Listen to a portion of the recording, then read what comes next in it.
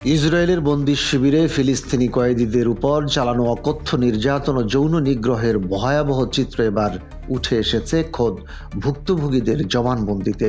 British সংবাদ মাধ্যম বিবিসিকে দেওয়া এক সাক্ষাৎকারে দুই ফিলিস্তিনি নাগরিক তাদের উপর চালানো পৈশাচিক নিগ্রহের বিবরণ দিয়েছেন। সম্প্রতি জাতিসংঘের পক্ষ থেকে ইসরায়েলি জেলগুলোতে বন্দীদের উপর সুপরিকল্পিত নির্যাতনকে রাষ্ট্রীয় নীতি হিসেবে অভিহিত করার পর এই নতুন সাক্ষ্য বিশ্বজুড়ে তোলপাড় সৃষ্টি করেছে। 2023 সালের 7 অক্টোবর হামাসের হামলার পর থেকে ইসরায়েলের মগিদ্দো ও সনে তিমান কারাগারগুলোতে বন্দীদের উপর পদ্ধতিগত উপায়ে যৌন সহিংসতা চালানো হচ্ছে বলে মানবাধিকার সংগঠনগুলো দাবি করছে।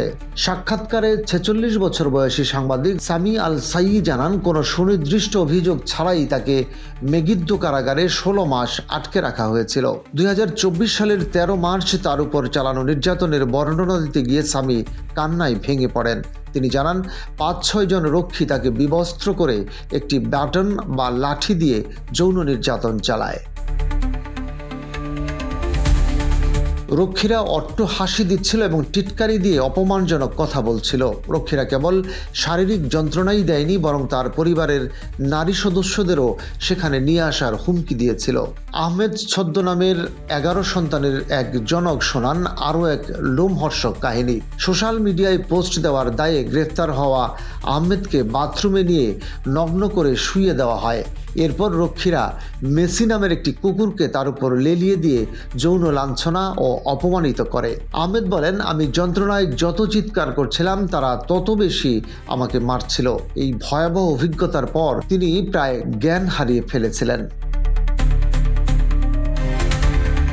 গত আগস্টে সদে তিমান সামরিক কারাগারের একটি সিসিটিভি ফুটেজ ফাঁস হয়, যেখানে এক বন্দীকে যৌন নির্যাতন করতে দেখা যায়। এই ঘটনায় অভিযুক্ত 5 সেনার মুক্তির দাবিতে ইসরায়েলে কট্টর ডানপন্থীরা বিক্ষোভ শুরু করেছে। এমনকি ইসরায়েলি পার্লামেন্ট নেসেটেও লিকুদ পার্টির নেতা হেনোকো মিলউইডস্কি দাবি করেছেন যে হামাস সদস্যদের উপর যে কোনো ধরনের নির্যাতনই বৈধ।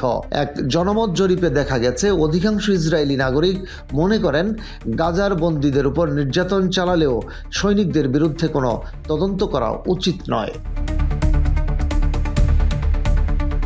বর্তমানে ইসরায়েলি কারাগারে বন্দী ফিলিস্তিনির সংখ্যা 9,000 ছাড়িয়ে গেছে, যা যুদ্ধের আগের তুলনায় প্রায় দ্বিগুণ। এদের অনেকের বিরুদ্ধেই কোনো আনুষ্ঠানিক অভিযোগপত্র নেই। ইসরায়েলি কারা কর্তৃপক্ষ এসব অভিযোগ অস্বীকার করলেও জাতিসংঘের সাম্প্রতিক রিপোর্ট বলছে, ইসরায়েলি জেলাগুলোতে বন্দীরা এখন কার্যত জমপুরিতে বাস করছেন। মানবিকতা বলতে এই কারাগারের দায়িত্বে থাকা লোকজনদের মধ্যে নেই।